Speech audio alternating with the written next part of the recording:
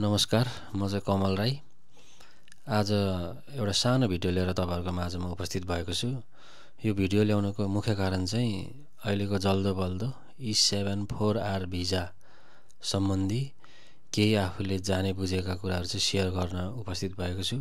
यो सम्बन्धी मेरा साथीहरुले पनि धेरै जनाले प्रश्न गरिराख्नुहुन्छ कि मैले काम छोडेको छु, म यो भिजा चेन्ज गर्न चाहन्छु, मिल्छ मिल्दैन भनेर एकदमै कन्फ्युज हुनुभएको जस्तो मलाई लाग्छ। र यो भन्दा अगाडिका साथीहरुले बनाउनु भएको भिडियो हेरे तापनि कतिपय प्रश्नहरु चाहिँ अझै पनि क्लियर हुनुहुन्न जस्तो लागेर मैले यो सानो भिडियो लिएर उपस्थित भएको छु। तपाईहरुले पनि आफूलाई चाहिने अथवा तपाईहरुको साथी सर्कलमा कसैले बनाउँदै हुनुहुन्छ अथवा इच्छा गर्नुभएको छ भने यो भिडियो एकचोटी अवश्य हेरेर जानु होला। आउनुहोस् आजको विषयवस्तुतिर लागौं। त्यसको लागि सुरुमा चाहिँ हामी ल्यापटपको स्क्रिनतिरै जाने छौं र हामीले नोटिसबाट नै सबै हेरेर अनि लास्टमा छलफल गर्ने छौं। छियाङ थुक्याङ भिजा छियो फेङ्गाङ साङ आल्लिम भनेर यहाँनिर देखाएको छ। यो सूचनाहरू खासै पढिराख्नु पर्दैन होइन।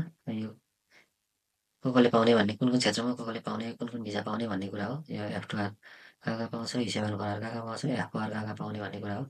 यिनको खाम्सो छियाङमा तिनवटाले पाउने भइहाल्यो होइन। यिनको खाम्सो खन्सिम छियाङमा चाहिँ E74R मात्रै पाउने भयो भिजा चेन्ज गर्न है।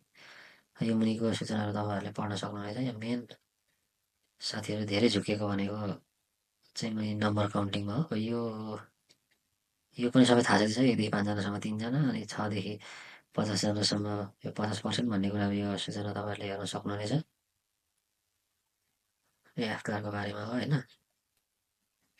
यहाँ तल चाहिँ के भनेछ भने यो E74R 4 महिनादेखि चाहिँ लागु हुने कुरा छ है। अहिले 4 महिना भइसकेको छ, लागु पनि भइसकेको छ। यहाँ तल गएर चाहिँ कुन कुन क्षेत्र पर्छ त यिनको खाम्सो छियक र यिनको खाम्सो खन्सिम छियक चाहिँ 18 रहेछ होइन। यहाँ 18 छ यिनको खाम्सो खन्सिम छियक 18, यिनको खाम्सो छियक चाहिँ 89 रहेछ है। यो हेरेर यो भित्र मात्रै ती भिजाहरू चाहिँ चेन्ज गर्न मिल्ने हो।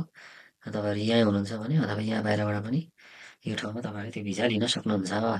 लिनलाई के चाहिन्छ भन्ने कुरा यहाँ तल नम्बरहरू जोडौँ है। यो हेरिराख्नु पर्दैन यो किनकि 10 वर्षभित्रमा भनेको अहिलेसम्ममा अब यो E9, E10, S2 भिजाहरूले चाहिँ 2 वर्षभन्दा बढी काम गरी गर्नुपर्ने अथवा कोरियामा काम गरी गर्नुपर्ने भन्ने कुरा हो।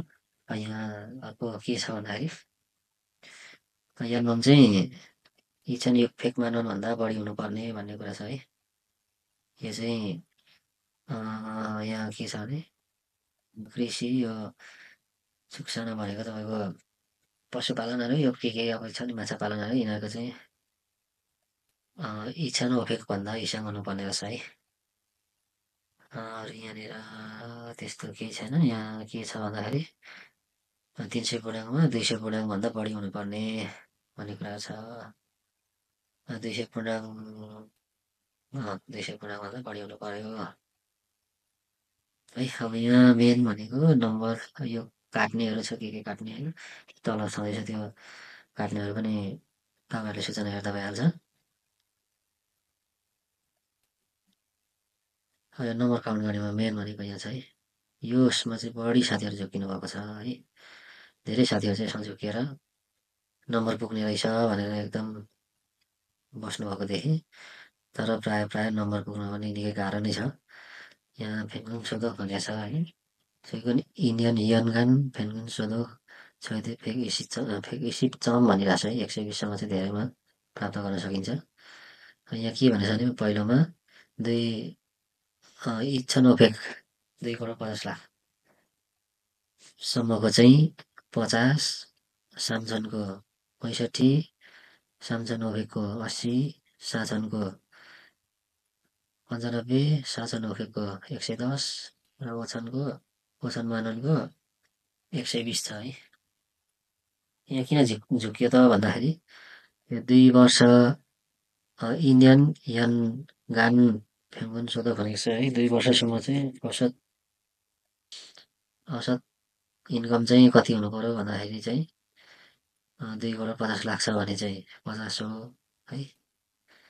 यहाँ चाहिँ मान्छेले चाहिँ मेरो महिनाको स्यालेरी 3 लाख आइराखेको छ भनेको 2 करोडमा त मेरो त 70 लाखभन्दा पर्छ, मेरो त 120बाट आउँछ भन्ने साथीहरू धेरैजना पाएँ। तर त्यो कुरो होइन। यहाँ चाहिँ के भनेको छ यनगान भनेको छ यो वार्षिक चाहिँ यति हुनु पर्यो वार्षिक जस्तै वार्षिक तपाईँको 50 लाख नेपाली है 50 करोड 5 करोड 5 करोडको रियल लोन हुनु पर्यो 5 करोड वार्षिक त हुँदैन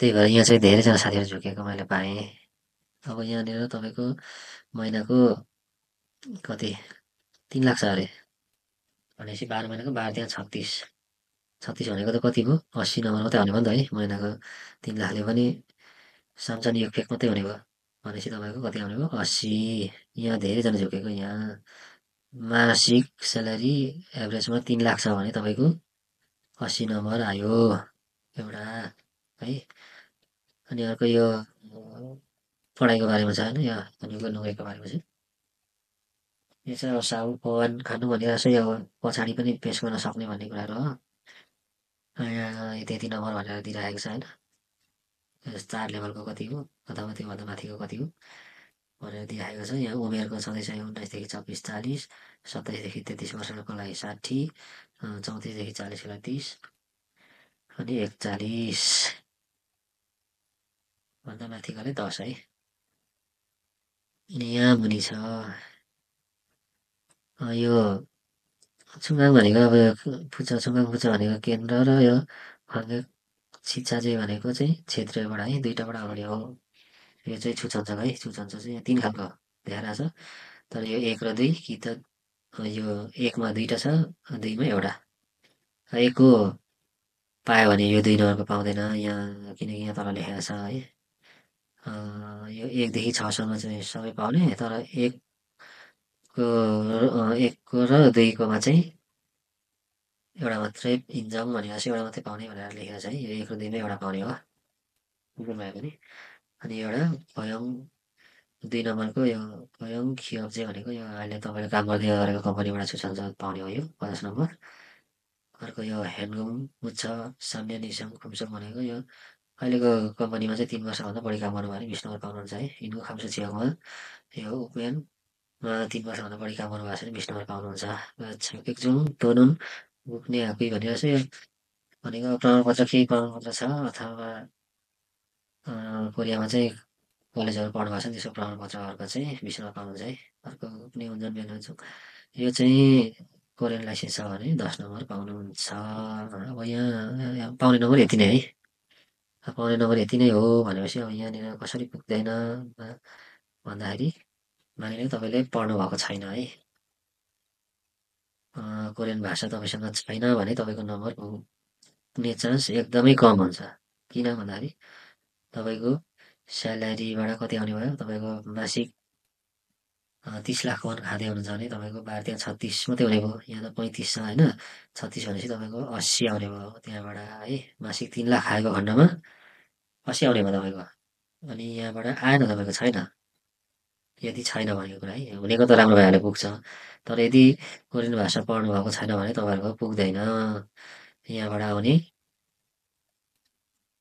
आएन माथि 80 मात्रै आयो है अनि यहाँ तल उमेरमा अब जस्तै अब त्यो मेरो साथी चाहिँ 34 देखि 40 वर्षको बिचको भएर 30 भयो 80 र 30 110 भयो है 110 भएपछि यहाँ मुनि अरू के आयो भन्दाखेरि यो यो दुइटामा अब कुन आउने हो भन्ने कुरा थाहा छैन अब त आउँछ एउटा जुन आयो भने आउँछ यो छैन खोयङ अक्षयबाट छैन होइन किनकि अहिलेसम्म अब काम गरिरहेको कम्पनीले सूचना गर्ने भएन कामै छोडिसकेको मेरो साथीले चाहिँ काम छोडेको भएर यहाँबाट नआउने भयो यो साम्य निसाङ खुन्नु भनेको छ त्यो पनि त्यो कम्पनीमा नभएपछि नआउने भयो यिनको हाम्रो छियाकमा पनि काम गरेको छैन आउँदैन पढाइ पनि छैन आउँदैन कुञ्जन मेनजुङ पनि छैन यो पनि आएन भनेको त्यहाँ 110 त भने होइन काम छोडेर बसेको छ पढेको पनि छैन अनि उमेर पढेको पनि छैन भनेपछि त यो कोरियन भाषा पढेको पनि छैन भनेपछि त पुगेन नम्बर त यहाँ किनकि नम्बर आउने भनेको चाहिँ यही हो पहिला यो काउन्ट गर्नु होला तपाईँहरू जो जो काम गर्न छोडेर बस्नुभएको छ यो भिजामा जाने विचार गर्नुभएको छ नम्बर काउन्ट गर्नु होला नम्बर काउन्ट गर्दाखेरि स्यालेरीबाट कति छ होइन हाम्रो वार्षिक इन्कम कति छ त्यहाँबाट अनि पढाइ छ छैन पढाइ छैन भने चाहिँ पुग्दैन नै भन्छु म चाहिँ है पढाइ छैन भने पुग्ने चान्स एकदमै कम छ 2 लेभल मात्रै गर्नुभएको छ भने फेरि 50 आउँछ है तर यदि पढ्नै भएको छैन भने चाहिँ तपाईँहरूले यो भिजालाई पनि नसम्झे हुन्छ मेरो विचारमा चाहिँ किनकि यहाँ पुग्दैन स्यालेरीबाट कति नै आउँछ र तपाईँको उमेरबाट कति नै आउला र यहाँ तलको यो एउटा त पाउला सञ्जको अब यो कम्पनी दिने सुविधा छैन, यो पनि छैन, इन्कम टैक्स यो पनि छैन, यो पनि छैन, यो पनि छैन भने तपाईँको त्यो भिजा आश नगरे हुन्छ। ल मेन कुरा यही नै हो। मेरो साथीहरू 2-3 जना चाहिँ यसमा झुक्किनु भएको थियो। अब यो भिडियो हेरेर तपाईँहरूले पनि जानकारी पाइसक्नुभयो होला, आफै पनि एकचोटि बुझ्नु होला र अहिले दलैले पनि अब यताउता बोलाएर यो पहिला 5 लाख दिइराख्नु अनि त्यहाँदेखि भिजा आएपछि के अरे काममा लागेपछि यति, भिजा आएपछि यति भनेर जुन छुट्याएको छ दलैहरूले पनि हुँदैन भन्ने चाहिँ होइन, तर तपाईँहरूसँग नम्बर छैन भने हुँदैन। दलै लाउनु, जोसुकै लाउनु, कहीँबाट पनि हुनेवाला छैन। मेन मेरो साथीहरूको प्रश्न यही थियो कि मैले कोरियन भाषा पढेको छैन होइन, मेरो चाहिँ अब E7 4R बनाउनु पऱ्यो, के गर्नु पऱ्यो भन्दै हुन्थ्यो। तपाईँहरूको नम्बर पुग्नलाई एकदमै कम चान्स हुन्छ, किनकि स्यालेरीबाट कति आउँछ र उमेरबाट कति आउँछ, यो तलको पनि अब यो केन्द्रबाट आउने अथवा छेउबाट एउटा मात्रै आउने हो। अनि यो कम्पनी छोडेपछि यो आउँदै आएन, अनि यो कम्पनी छोडेपछि यो पनि 3 वर्षभन्दा बढी त्यो कम्पनीमा हुँदै नहुने भयो। इन्कम टैक्स छेउमा गर्नुभएको छ भने 20 नम्बर आउने हो, अरूहरू छ भने आउँछ। अब यही हो नम्बर चाहिँ, अब तपाईँहरूले एकचोटि हेरेर बुझेर जानु होला। दलेको पछाडि म यो भिजा चेन्ज गर्छु भनेर झुलेर नबस्नु होला, किनकि नोटिसमा स्पष्ट लेखेको छ र त्यही भएर चाहिँ एकचोटि यो नोटिसहरू मजाले हेर्नु होला है, ट्रान्सलेट गरेर नेपालीमा ट्रान्सलेट गर्न मिल्छ। र आजको विषयवस्तु यही हो। तपाईँहरू पनि कतिजनाले यो भिडियो हेर्दै हुन्छ, तपाईँहरूलाई चाहिने रहेछ भने सेयर गर्नु होला साथीहरूलाई पनि, कतिपय साथीहरूलाई यो चाहिनु पनि सक्छ है त। आजको विषयवस्तुलाई अब यहीँ बिट मार्ने प्रयास गरेँ, किनकि छोटो भिडियो बनाउँछु भनेको लामै भइसक्यो पनि। तपाईँहरूले अहिलेसम्म हेरेर साथ दिनुभयो, त्यसको लागि धेरै धेरै धन्यवाद। र अरू प्रश्नहरू भनेको चाहिँ मैले अघि पनि भनिहालेँ, तपाईँहरू काम छोडेर बस्नुभएको छ र कोरियन भाषाहरू तपाईँसँग पढ्नुभएको छैन भने तपाईँहरूको नम्बरहरू लगभग पुग्दैन नै, मैले चाहिँ देखेको चाहिँ पुग्दैन होइन। अब दलैले यति पैसा दिए लगाइदिन्छु यस्तोमा झुलेर नबस्नु होला, किनकि तपाईँहरूको नम्बर एकचोटि काउन्ट गर्नु होला। यो नोटिसलाई हेरेर नोटिसमा गएर त्यसमा सूचनाहरू हेरेर आफ्नो नम्बर क्यालकुलेट गरेर तयार भएर एप्लाई गर्नु होला। र एप्लाई गर्ने कहाँ कसरी थाहा पाउने भन्ने प्रश्नहरू पनि धेरैजनाले सोधिराख्नुहुन्छ।